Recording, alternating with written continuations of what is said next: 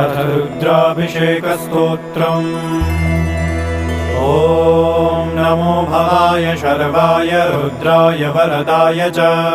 पशूनां पतये नित्यं उग्राय च कपर्दिने महादेवाय भीमाय त्र्यम्बकाय शिवाय च ईशानाय मखघ्नाय नमस्ते मखघातिने कुमारगुरुवे नित्यं नीलग्रीवाय वेधसे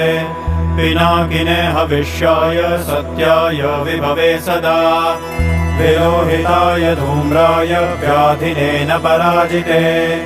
नित्यं नीलशिखण्डाय शूलिने दिव्यचक्षुषे